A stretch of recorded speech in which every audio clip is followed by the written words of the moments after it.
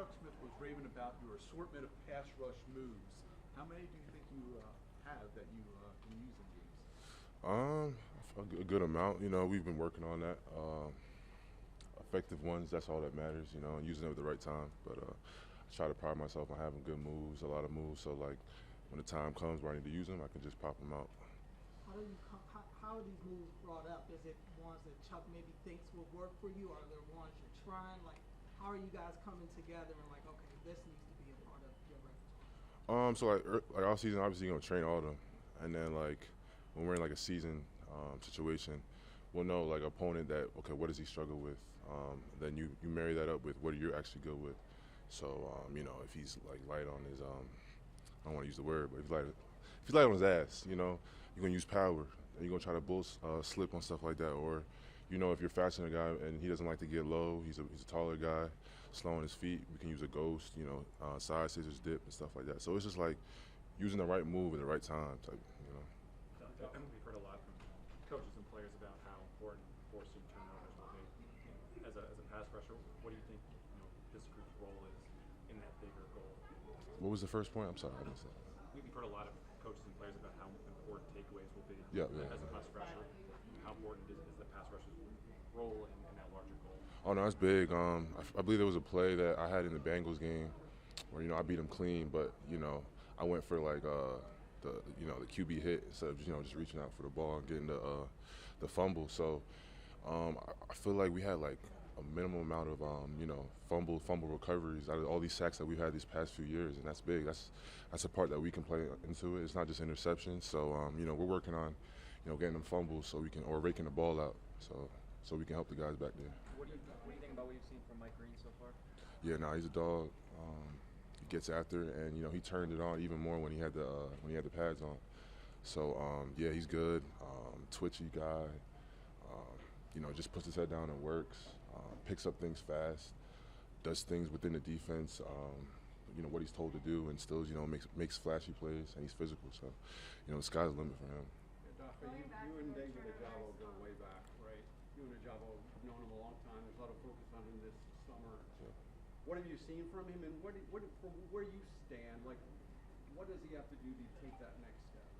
He's gone through a lot of injuries and stuff like that, and obviously we're like a competitive team, so like we're always bringing in guys or like have guys that are trying to accomplish something. So that's tough when you're rehabbing from an injury and stuff like that. So I feel like he's doing a good job getting back to his prime self, and he's looked really good out there.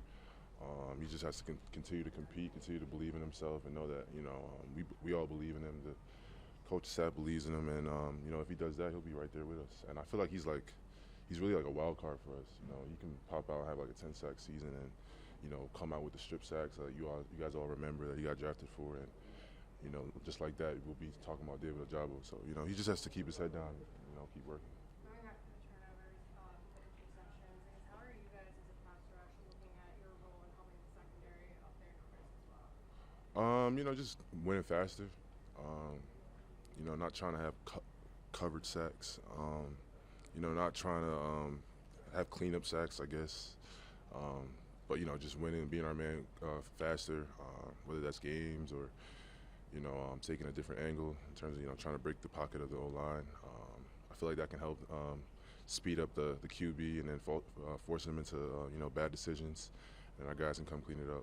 Odafe, what's pads coming on this week? What's your first memory you have putting on training camp or even in college or high school? First time putting on pads. What's the best story you have? The best story? Yeah. I remember when I first started playing football. I guess I was like 16 in Blair Academy. I had just put on pads for the first time, and my coach, he knew I could run, so he just put me on kickoff.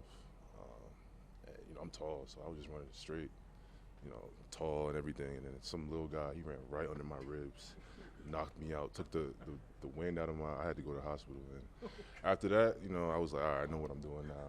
I can stay low and stuff like that. But after that, I was good. I was straight. But I always remember that, even when I'm out here and everything. Odafe, you made a point to put on weight this offseason. Had a couple days to get after it with pads. How are you feeling? Is everything going according to plan? Yeah. Obviously, you gotta get acclimatized to the weight, obviously, and then the sun's out here, pads and everything. But I like how I'm feeling. I like how I can use it in my power rushes, in the run as well. But so it's going good. It's going as planned. We saw Lamar have a big run out there today. Is Yeah. it frustrating at times to not be able to get after him the way you want to? Yeah, because coach gonna sometimes he'll be like, "Stay away from Lamar. Don't touch Lamar. That's the money. That's our ticket." So obviously we want to go to the Super Bowl, but at the same time we want to win our rushes. And sometimes you want to fall off the edge as an edge rusher, but sometimes you can't get up as soon as so Lamar can move out the way. So a lot of times he just takes off running, and we stop. But coach don't give it to them, so it's all right. It's whatever. He's fast too, so not a lot of us want to run after him too. Does he talk afterwards? Yeah, he gonna talk. Yeah, he gonna talk. But he doesn't see all that. He just sees everyone like behind him and stuff like that. So do you think if you could have hit him, he wouldn't have gotten that long? I mean, I'm just saying, like coach is telling us not to stay away from you. That's all I'm saying. Like, yeah, you got it. Odafe, speaking of talking, what's your initial impressions of Jair out there? He a dog. He always talking, whether it's to himself, I don't know who he's talking to, or like to the opponent. He has a good energy though. Like I like his celebration, but he brings that that craziness. Like Marlo has his like craziness where you don't know where he's from. He got a craziness where he's trying to compete with himself, compete with the other person. Marlo has that too, but it's just a different spectrum. Yeah. All good. Thank you so much. Appreciate it.